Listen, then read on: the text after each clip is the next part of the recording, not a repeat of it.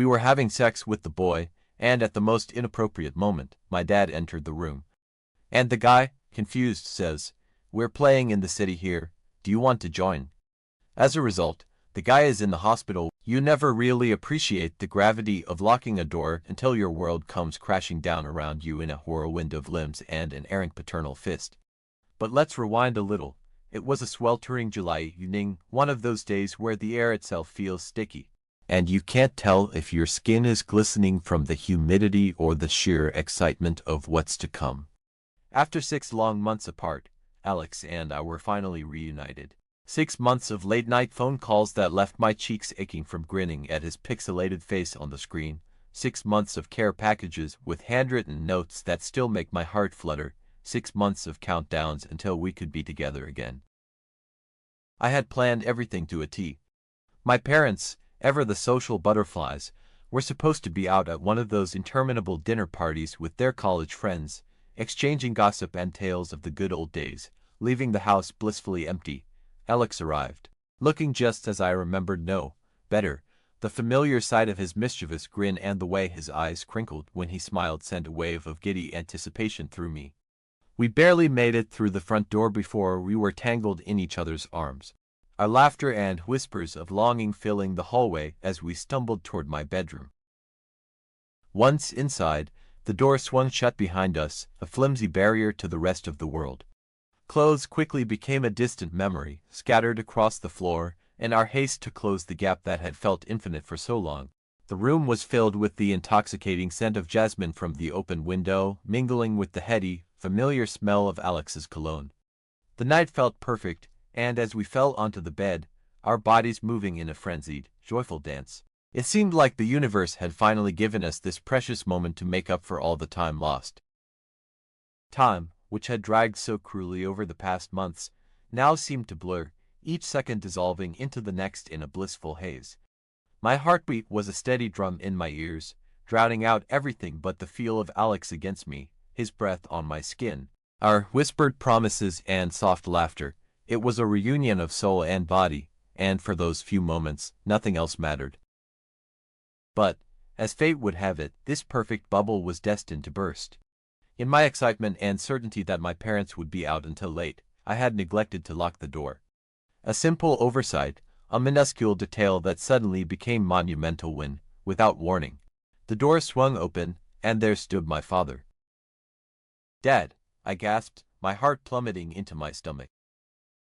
For a fleeting moment, the room was frozen in a tableau of horror.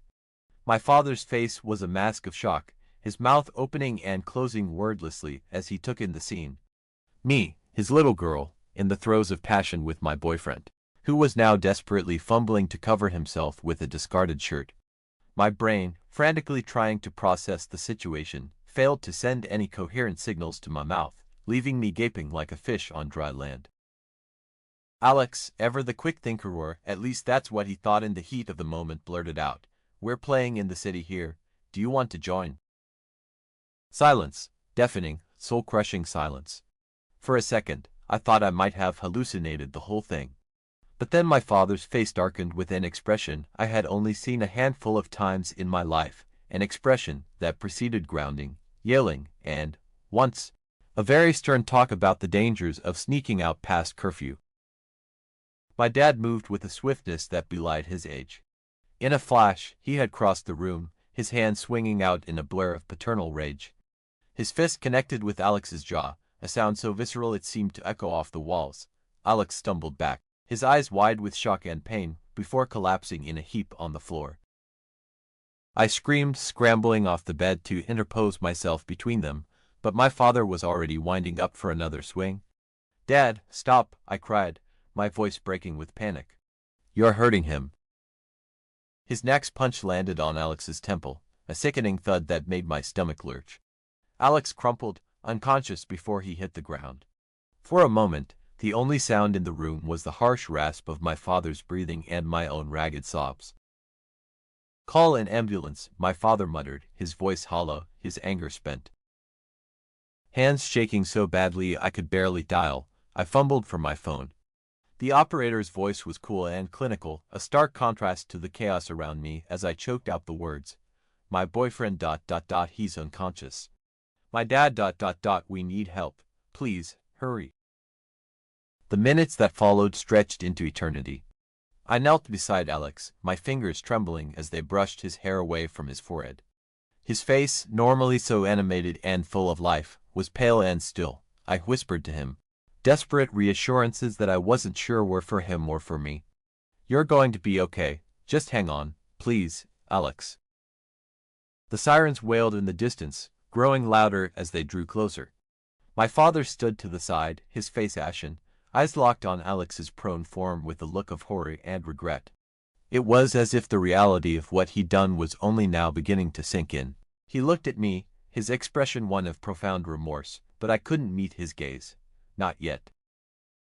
The paramedics arrived, their efficiency a balm to my frayed nerves. They moved with practiced ease, assessing Alex's injuries, their faces grave. "Miss, we need to take him to the hospital," one of them said, his voice gentle but firm. I nodded, swallowing hard against the lump in my throat. "I'm coming with you." My father, who had been hovering uncertainly by the doorway, stepped forward. "I'm coming too," he said, his voice hoarse. "Please, I need to make sure he's okay." I wanted to tell him no, to push him away, but the look on his face, the raw agony and guilt, stopped me. Instead, I just nodded, too exhausted and scared to argue. The ride to the hospital was a blur of flashing lights and silent prayers. I held Alex's hand the whole way, murmuring words of comfort and encouragement, willing him to wake up, to squeeze my hand, to do anything that would tell me he was still with me. At the hospital, they whisked Alex away for tests and left me standing in the harsh, sterile corridor, my father a silent presence beside me. The bright, fluorescent lights seemed to amplify every emotion, every fear, until I felt like I might explode from the pressure. My father sat across from me, his head in his hands. He looked smaller somehow, diminished by the weight of his actions. For the first time, I saw not just the man who had raised me, but a man struggling with his own flaws, his own regrets. I wanted to reach out, to tell him that we would find a way through this, but I couldn't, not yet. Hours dragged by, each minute an agony of waiting and uncertainty. Finally, a doctor emerged, his expression calm and reassuring. "Your boyfriend is stable," he said. "He has a concussion and some bruising, but he's going to be fine." Relief washed over me so intensely that I felt my knees buckle. I sank into a chair, my head in my hands, the tears I had been holding back finally spilling over. I was vaguely aware of my father sitting beside me, his hand resting on my shoulder, a tentative gesture of support. "I'm so sorry," he whispered, his voice breaking. "I didn't mean to hurt him.